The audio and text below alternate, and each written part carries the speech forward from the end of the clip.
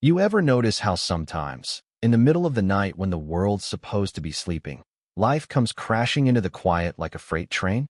That's what happened to me the night. Little Sophie Blackwood, this tiny 7-year-old with eyes full of panic, came tearing down the hallway and latched onto my janitor's uniform, begging me to save her mom. They beat my mom. She's dying. That's what she said, her hands shaking, her words tumbling out so fast I barely caught them. But I knew right then. This wasn't just some kid's nightmare. This was real, and it was happening on my watch. I'd been mopping the 40-story floors of that glass and steel behemoth for 2 years, just a quiet, invisible face to the folks in $1,000 suits. Someone who made their messes disappear while they did million-dollar deals. That night, almost 11 p.m., empty building, nothing but the hum of fluorescent lights and distant city traffic, until Sophie's world collided with mine. She pointed at the president's office, double glass doors, muffled shouts slipping through. I dropped my mop and knelt to her level, told her, "Go hide in that closet and don't come out, no matter what. You hear me?" She nodded, trusting a stranger because she had no other choice. I went in, and let me tell you, what I saw would freeze anybody. Rachel Blackwood, CEO, was getting worked over by 3 men in suits. Real professionals, not just your run-of-the-mill crooks. They laughed when they saw me. "Get lost, Blackie. This ain't your business." One spat, flashing a gun. I guess they thought janitors just sweep floors and cower. Truth is, I'd spent a decade doing a whole lot more than cleaning up after rich people. 3 moves. That's all it took. Training kicks in. Your body knows before your mind does. Next thing, those guys are out cold, sprawled like broken mannequins. Rachel looked up at me, lip split, blood on her teeth, staring like she'd seen a ghost. "Who are you?" she whispered. "Just a janitor, ma'am." Right place, right time. I patched her up best I could. Old field habits die hard then. Waited for the cops. But when the police rolled in, the whole tone shifted. I wasn't the hero in their eyes. I was the suspect. "You were alone with her. How do we know you weren't in on this?" Detective Morrison sneered, looking me up and down like he was weighing evidence and finding me guilty on sight. Rachel tried to speak up for me, but I knew that look in their eyes.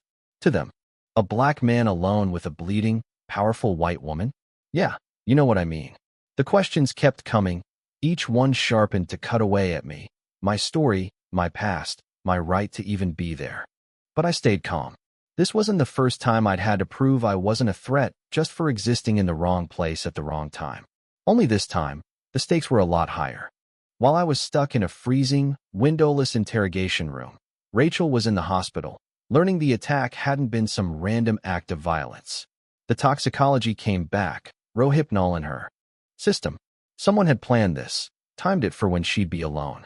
Her mind flashed back to the boardroom that afternoon, when she'd shut down a $2 billion merger from Vincent Sterling, a guy who didn't take no for an answer. "You'll regret this," he'd said. Well, here we were. Meanwhile, somewhere high above the city, Vincent was sipping $1,000 whiskey, talking to his lawyer about a complication, namely, the janitor who'd put 3 of his men in the hospital. His lawyer told him what the police had learned. The so-called janitor wasn't ordinary at all. Back at the station, the detectives kept circling, pressing, accusing. "How'd you take down 3 armed men? What were you really doing outside Blackwood's office?" I let them chase their tails. Until I dropped a little nugget. Told them to check the street cameras at 10:47 p.m. for a black van. No plates, 3 men in, 3 men out, unconscious. That stumped them good. "How do you know that?" one asked. "Let's just say, I noticed things," I replied, and left it at that. Right then, the door flew open and in strode Amanda Foster, sharp suit, voice like a gavel. "I'm his attorney. Unless you're charging him, my client's leaving." As we walked out, she told me exactly who'd sent her. Not Rachel, but folks who recognized what happens when someone with my background needs protection. "Captain Jonathan Williams, Special Forces, 3 tours, Medal of Honor," she said, eyes steady. "That's your background." First time in a long while I was caught off guard. Outside, a shadowy man watched me leave, phoning Sterling, telling him that janitor's got heavy legal cover, and he's ex-military. Vincent's answer? Find his weakness. Everybody's got one. Yeah, that happened. But I wasn't thinking about running. I was thinking about protecting Rachel and Sophie, and taking down whoever tried to make them victims. See, Vincent thought he was hunting a janitor. He had no idea he'd awakened something in me that hadn't seen daylight since Afghanistan, something my squad called the ghost. The next morning, Amanda and I met in a rundown cafe. She slid a stack of files across the table, photos of executives who died or vanished after refusing Vincent's offers. 16 cases in 10 years, all swept under the rug. We plotted. Rachel would get protected by my old army buddies, and Amanda would start gathering evidence. Vincent, meanwhile, was losing it, hiring investigators to dig up dirt on me and coming up empty. No debts, no criminal record, nothing to use. While he raged, I slipped into Rachel's office, now dressed in a suit, and she offered me a job as her personal security head. I hesitated, but she cut me off. You're a war hero, and I need someone who knows how men like Sterling operate. Right then, Vincent called. His voice, smooth as silk, offered help and protection if Rachel would reconsider the merger. She called him out, told him she knew he sent those men. He went cold, threatening legal action and warning about meddling caretakers. We recorded every word. Vincent tried to retaliate, but every move he made, false restraining orders, legal threats, just made him look more desperate, more dangerous.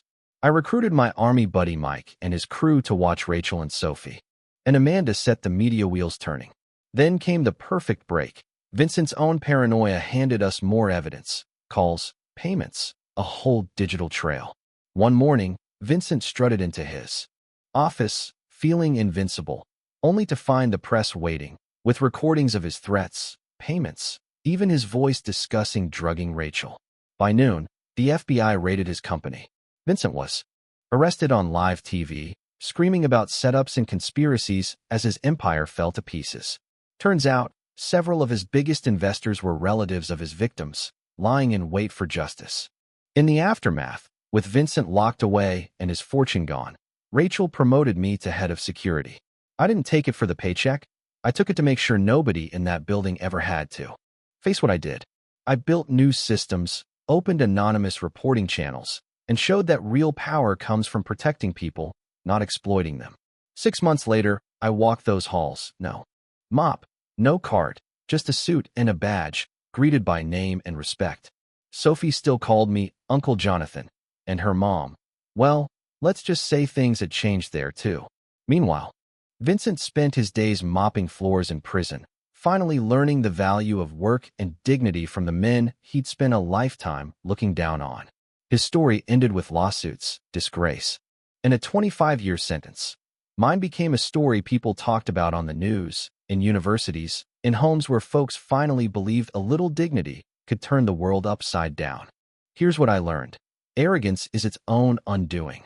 You treat people like they're invisible, you forget they're watching and planning. True strength doesn't come from a title or a fortune. It comes from doing the right thing, even when nobody's looking. So, now it's your turn. What do you think? Was justice served? Drop your thoughts below. I want to hear how you see it, because, in the end, every story like this is really about all of us.